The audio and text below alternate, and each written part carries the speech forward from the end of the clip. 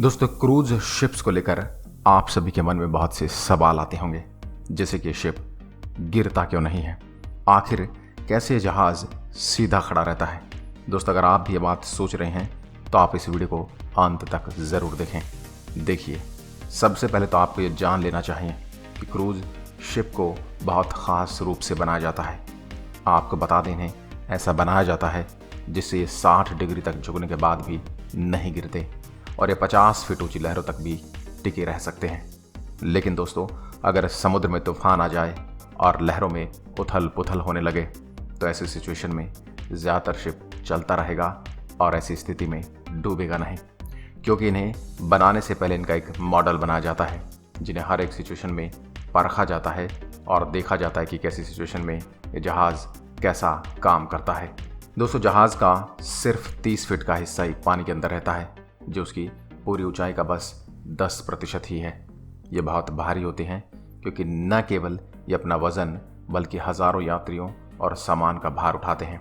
लेकिन इन सब के बावजूद भी जहाज़ हवा से भरा होता है, जिससे ये तैरता रहता है। चलिए अब आपको ये बता दें कि कोई चीज़ डूबती कब है।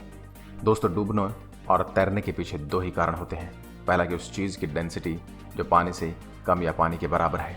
दूसरा, उस वस्तु द्वारा हटाए गए पानी का वज़न उस चीज़ के वज़न से ज़्यादा हो, जिसे बैलेंसी फैक्टर भी कहा जाता है।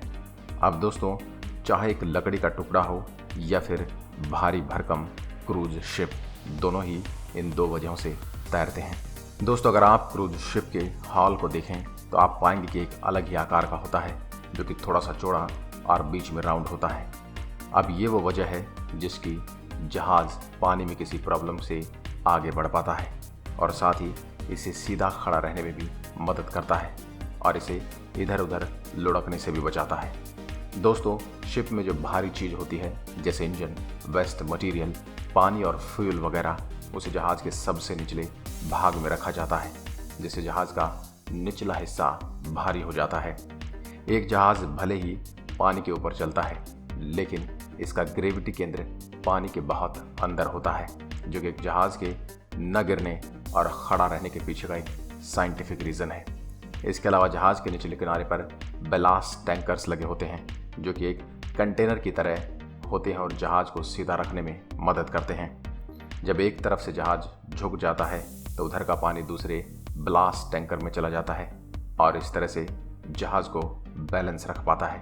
दोस्तों, इस जहाज़ में 1 या 2 ब्लास्ट टैंक नहीं बल्कि ऐसे बहुत से टैंक मौजूद होते हैं। लेकिन अगर रग वेव्स आ जाएं तो साधारण लहरों से 2 गुना तक बड़ी हो सकती हैं, जो जहाज़ को पलटने का दम रखती हैं, तो जहाज़ को कहीं से भी टक्कर मारकर गिरा सकती हैं। तो ऐसे में क्रूज शिप्स अपना रास्ता ही बदल लेते हैं, भले ही वो उसके कारण कितने ही लेट क्यों ना हो जाएं। और अगर जहाज़ फिर भी फंस गया तो दोस्तों, ये ध्यान रखा जाता है कि जहाज़ ज़्यादा झुके ना। इसके लिए जहाज़ में स्टेबलाइज़र लगे होते हैं, जिससे जहाज़ ज़्यादा झुकता नहीं है। अगर आप एक जहाज़ को ध्यान से देखेंगे तो आप पाएंगे कि एक जहाज़ में उसका अगला हिस्सा और पिछला हिस्सा काफ़ी नुकीले होते हैं, जिसे बाव कहा जाता है, जो एक बड़ी लहर से लड़ने में सहायता करते हैं। और कप्तान जानता है कि जहाज़ उस लहर से आराम से लड़ लेगा, क्योंकि उसका नुकीला हिस्सा लहर को चीर देता है और आराम से जहाज़ आगे बढ़ जाता है। अगर लहर जहाज़ के साइड से हिट करे तो ऐसी सिचुएशन में स्टेबलाइज़र काम संभालते हैं और जहाज़ को खड़ा रखते हैं। दोस्तों, याद रखें, आपका जहाज़ बना ही होता है समुद्री समस्याओं और ख़राब मौसम से लड़ने के लिए। और अगर कोई समस्या होती भी है तो क्रू मेंबर्स को हर तरह के रेस्क्यू के लिए पहले से तैयार कर दिया जाता है, तो चिंता करने की कोई बात नहीं। तो दोस्तों, आज के लिए बस इतना ही। ये वीडियो आपको कैसी लगी हमें कमेंट में ज़रूर बताएं। इस वीडियो को ज़्यादा से ज़्यादा शेयर करें। अगर वीडियो पसंद आए तो लाइक करिएगा और ऐसे वीडियो देखने के लिए हमारे पेज को फॉलो ज़रूर करें। धन्यवाद।